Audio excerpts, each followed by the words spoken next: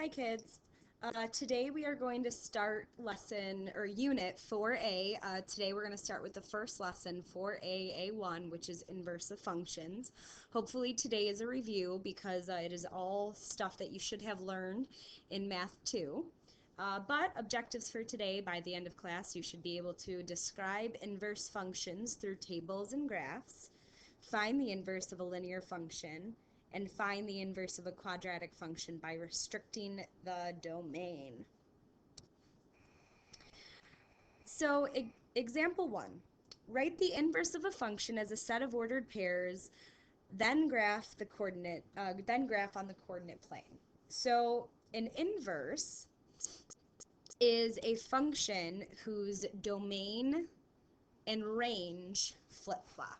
So of our original function, -4, -3, -2, -4, 0, -2, 1, 0, and then 2, 3, if that's our original function, our inverse function will have the domain and range split, meaning that in our first coordinate, -4 is an element of the domain. When you substitute it in, it gives you -3, that element of our range. Our inverse is going to be reversed. -3 is now our element of our domain. When you substitute that in, it gives us -4. So our inverse function will look like -3, -4, -4, -2, -2, 0, 0, 1, and 3, 2. And if we graph that, our original function looks like -4, -3, -2, -4, 0, -2, 1, 0, 2, 3, and our inverse function looks like this: -3, -4, -4, -2, -2, 0, 0, 1, and 3, 2.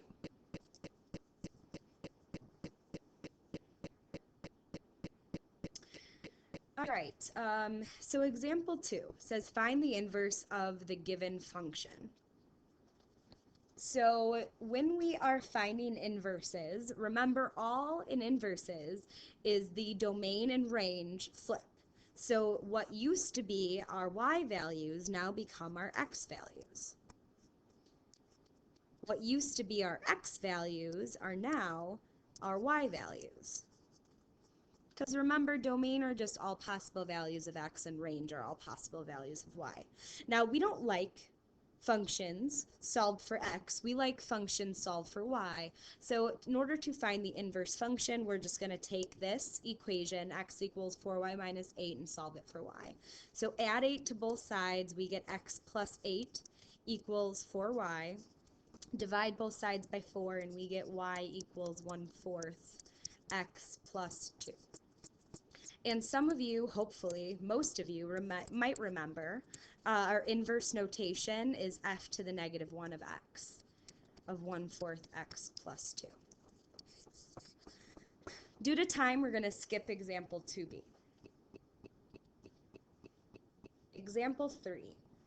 We're going to talk in a second here about why it says restrict the domain of the quadratic function and find its inverse. And first, we're just going to find the inverse. So f of x equals 8x squared.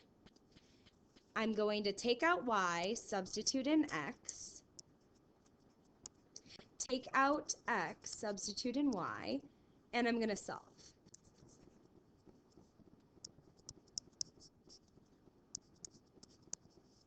So we end up getting y equals plus or minus, because whenever you have to take the square root of something, you have to add plus or minus the square root of x over 8. Now, when we graph, so if we were to express this in inverse notation, we would have f to the -1 of x equals plus or minus the square root of x over 8. This is a problem because this is not a function.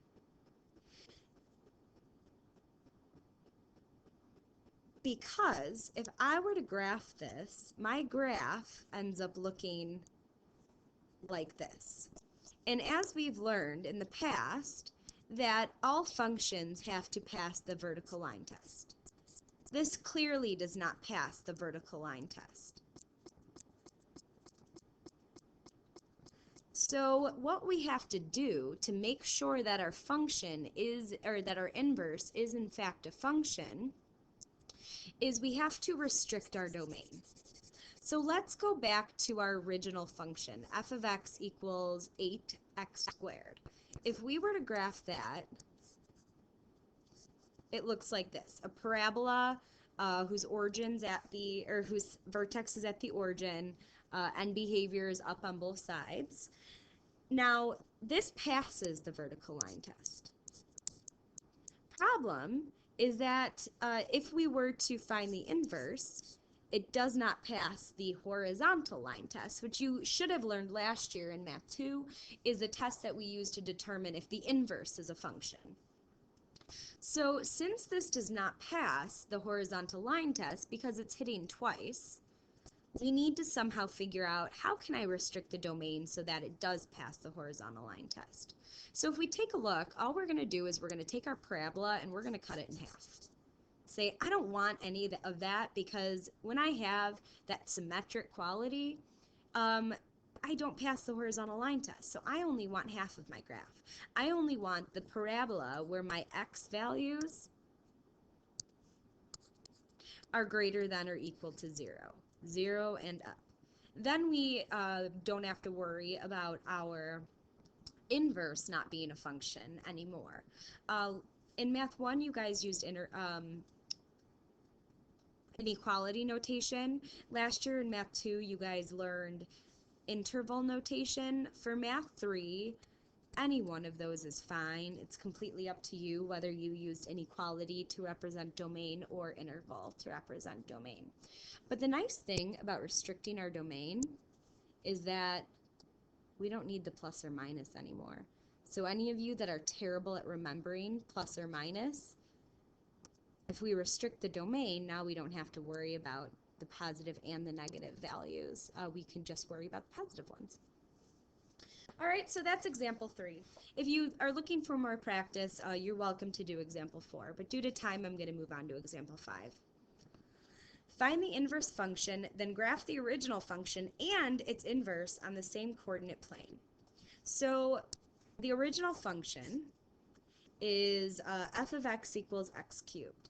I'm going to substitute in our standard -2, -1, 0, 1, and 2 into the function. So substitute in -2, we get out -8. Substitute in -1, we get out -1. Put in 0, we get out 0, 1, 1, 2, 8. So if we go to graph that, we have -2, -8, -1, 1, and somehow my things keep erasing, irritating.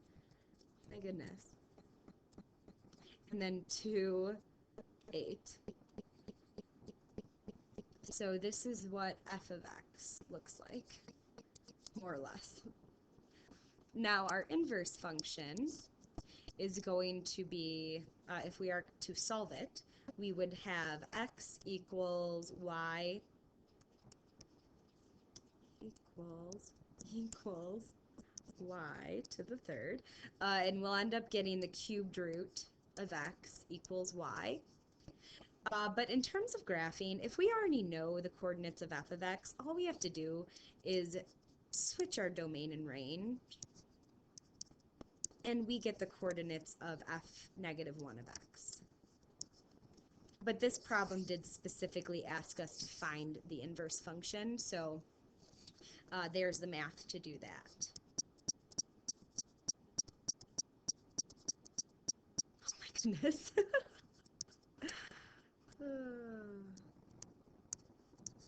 All right, so if we go to graph that, we have -8, -2, -1, -1, 0, 0, 1, 1, and 8, 2. So our inverse function, cubed root of x, looks like this. I'm going to take you back to math 1 here for a second. All inverse functions are a reflection over the line y equals x. So if we're to take one function, reflect it over that line, we get our inverse function.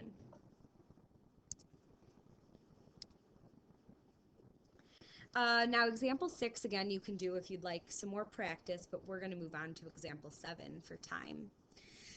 Does the function to the right show an inverse function? So there's a couple ways that you can do that. One way is you can use the fact that we just talked about how reflections are always over the line, or sorry, inverses are always reflected over the line y equals x.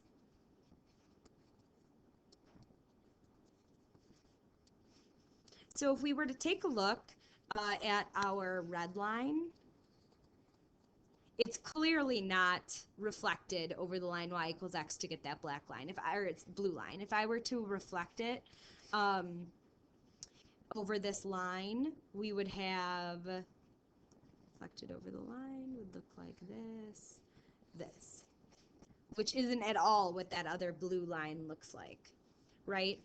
So that's one way to determine it. The other way, and this is the way that I'd expect kind of the majority of you to do it, would be looking at individual points. So if we take a look at, I'm going to start with the red line. We have a point right here at 0, 0.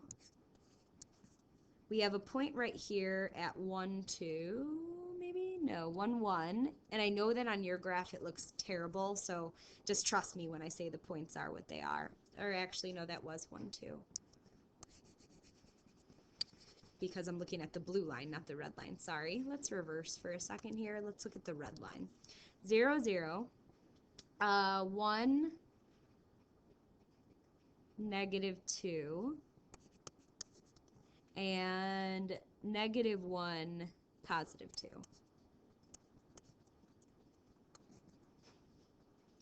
If we look at our blue line, we have the points 0, 0, so we're good so far. But we have the point 1, 1. So right off the bat, we know right here that this is not okay. Negative 1, negative 1. Because if I have to look at 2 as well. 2 is all the way off the grid. So if I were to substitute in 2 into our blue equation, it does not give me negative 1, which it should.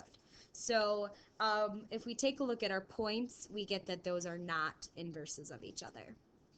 Now, example 8 is very similar, except for you're actually going to graph the inverse. So again, there's the same two ways that we could approach it. We could look at individual points and then just change your domain and range. So we have this point right here, which is 0, 1, and again, just take my word for it. We have this point here, which is 2, 4. And we have, let's see, this point here, which is negative 2.25.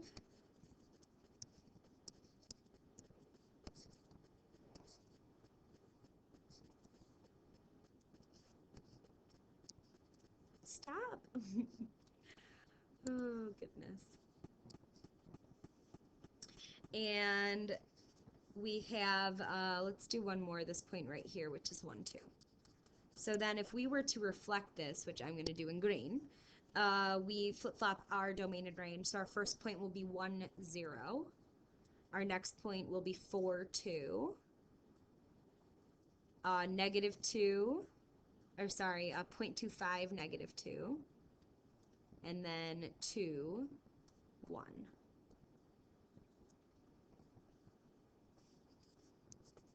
And if we want to just double check, does it look reflected over our line y equals x? Yes, it does. All right, so we know that we did it right.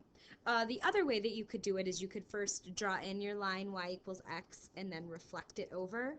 Say we had a point that went up that amount, so we need one that went down that amount. We need a point that went, up this amount, so we need a point that goes down that amount, making sure that it's perpendicular the entire time. All right? So that's today's lesson. It should have all been a review, so I'm sorry that I went very fast, but you can rewatch this and pause and play, and then the notes themselves are also on Google, so you can get check the examples. All right, you have the rest of the period to work on your homework, and I will see you all tomorrow. I'm here before school if you have any questions.